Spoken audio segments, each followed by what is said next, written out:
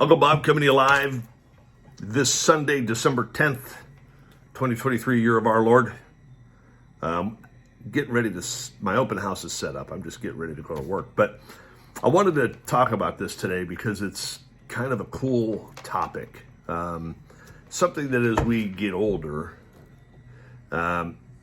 we become stagnant and feel like we're in high-speed hover. We're not getting where we need to be or whatever, right? And I bring this up because Friday I was at a private cigar lounge down in San Diego with a group of my friends.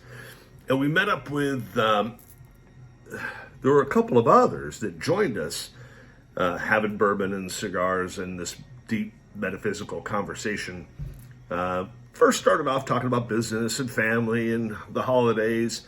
And then it got into a couple of the people I hang out with were talking about, because they're in medicine and depression and dealing with people and medications and all this other kind of stuff. And the conversation split into how men are suffering from midlife crisis later in life, 55 to 65. Well, in this group was a psychologist that I've never met before, neither have they, out of San Diego, very cool guy, and openly shared that a lot of his clientele, shall we say, have come in and talked about this very topic and how they've spent their life being responsible, doing everything they're supposed to do, yet they're still pondering, what is life really all about?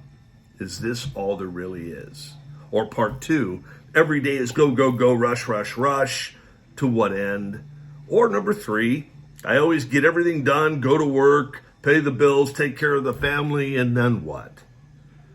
So he brought up, and as it happens, it just fed into this conversation. Everybody sharing and talking about how they feel. And I'm a Stoic, so I've been studying that philosophy for the last 5 years, and I find it very liberating. Doesn't mean that I'm not taxed with feeling of use or being useful or what is our purpose, but I think I've got a pretty good idea, right? But this solidified it, gave me an idea that I'm on the right track because I'm doing other things, trying to find a way to live life like Sylvester Stallone does, one of my great idols. The guy is a writer. He does a lot, right? And he's always looking to find new meaning and make things happen around him, which in turn makes life better for other people, whether you want to believe that or not, right? So let's break it down to what the psychologist said, because I found this very interesting. He said, find something that drives you. Don't walk away from your wife or your job, right? But find something that drives you instead of starting over.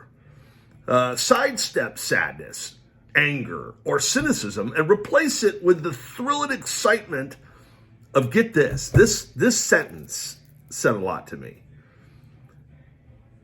Replace it with the thrill and excitement of my midlife comeback. He said he had heard this at a seminar like a year and a half ago, and this other psychologists started talking about this and how he had too been running into people that were having these challenges later in life, and he created the mystique and the idea behind the midlife comeback. Whether you're writing a book or doing something on top of what you're doing to make a living, whatever, right? I mean, I've got a few things that I'm doing outside of what I've been doing for the last 20 years. And my midlife comeback started when I was 36, retiring early from law enforcement. And I've since had the blessing of having a couple of things that I've loved doing after that. So it comes back to that philosophy. If you love what you do, you'll never work a day in your life. Anyway, when it was all said and done, I mean, this went on later after this guy left, but everybody seemed to get a lot out of this. And I hope that you get a lot out of it, because I'm reminding myself while I'm talking to all of you about how important this is, dig in, making things better for yourself while leaving this world better than we found it every day. Be mindful of yourself and seek to be of value, not to develop fortune. And be careful about being around those who talk about getting their own. And I say this all the time. Because if they emulate that and they use that kind of language, they don't even necessarily have to use that kind of language. But you can tell when they're out for themselves, okay? Taking without giving back, right? That guy that you hang out with that goes to events where they're having, let's say, I'm a little lost, but the auctions, right? Where you sign up and they always want to get in there first to get their name up first so that they can get it started to look like they're participating, and then they never sign back up again. That's one of those people. I know some of those people. So give and you shall receive. At the end of the day, if we remember that, live that, and try to leave this place better than we found it, this will be a better place. I'm going over time, 6 minutes. Listen, I love y'all. I wish you a Merry Christmas if I don't get a chance to post again, but you make me smile. So Merry Christmas and a Happy New Year to every one of you. See you next year.